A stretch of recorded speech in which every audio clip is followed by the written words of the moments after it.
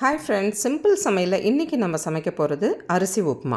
ஒரு டம்ளர் அரிசியை தண்ணியில் ஊற போடுங்க. ஒரு அரை மணி கழித்து தண்ணியை நல்லா வடிகட்டிட்டு மிக்சியில் போட்டு கொரன்னு ரவா மாதிரி பவுடராக அரைச்சி வச்சுக்கோங்க. இப்போ உப்புமா பண்ணுறது பார்க்கலாம். ஒரு கடாயில் எண்ணெய் ஊற்றி கடுகு, உளுத்தம்பருப்பு, கடலைப்பருப்பு, தேவையான அளவு மிளகாய் வத்தல், கொஞ்சம் கருவேப்பிலை எல்லாம் போட்டு நல்லா கடுகு வெடித்து உளுத்தம்பருப்பு கடலைப்பருப்பு நல்லா பொன்னிறமாக மாறணும். கொஞ்சம் பெருங்காயத்தூளை போட்டுக்கணும். நல்ல வாசனை வரும். இப்போ ஒரு டம்ளர் அரிசிக்கு 2.5 டம்ளர் தண்ணியை ஊற்றி நல்லா அதை கொதிக்க விடணும். தேவையான அளவு உப்பை போட்டு தண்ணி நல்லா கொதித்த உடனே இப்போ நம்ம பவுடர் பண்ணி வச்சுருக்கிற அரிசியை இதில் கொட்டி நல்லா கலக்கணும். இந்த அரிசியை நல்லா கிளறலைன்னா கட்டி தட்ட ஆரம்பிச்சிடும்.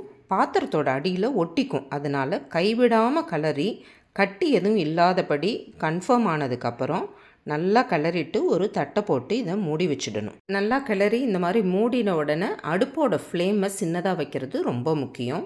ரெகுலர் இன்டர்வெல்ஸில் இந்த மூடியை திறந்து அடிப்பிடிக்காதபடி இதை கட்டாயமாக கிளறி விட்டுட்டே இருக்கணும். பக்கத்து அடுப்பில் இன்னொரு பாத்திரத்தில் கொஞ்சம் தண்ணியை கொதிக்க வச்சுக்கோங்க. இந்த உப்புமாவுக்கு இன்னும் கொஞ்சம் தண்ணி வேணும் போல் இருந்ததுன்னா அந்த பக்கத்தில் இருக்கிற பாய்லிங் வாட்டர்லேருந்து கொஞ்சம் கொஞ்சமாக எடுத்து அப்பப்போ ஆட் பண்ணிக்கலாம். இப்போது அரிசி நல்லா வெந்துருச்சான்னு நீங்கள் கையால் எடுத்து கொஞ்சமாக ப்ரெஸ் பண்ணி பாருங்கள். இப்போ இந்த அரிசி நல்லா பதமாக வெந்த உடனே அது மேலே ஒரு ஸ்பூன் நெய்யோ இல்லது தேங்காய் எண்ணெயோ ஊற்றி நல்லா ஒரு 2 கைப்பிடி அளவுக்கு தேங்காய் துருவல் அது மேலே போட்டு நல்லா இருக்க மூடி வச்சுடுங்க. எப்போ பரிமாறுறோமோ அதுக்கு முன்னாடி இந்த மூடியை திறந்து தேங்காயும் உப்புமாவையும் நல்லா கிளறி விட்டால் வாசனை கமகமன்னு ஊற தூக்கும். இந்த உப்புமாவை சூடாக தேங்காய் சட்னியோடு சாப்பிட்டா ரொம்ப டேஸ்டியாக இருக்கும். என்ன, அரிசி உப்புமா பண்ணுறது ரொம்ப ஈஸியாக இருக்கா?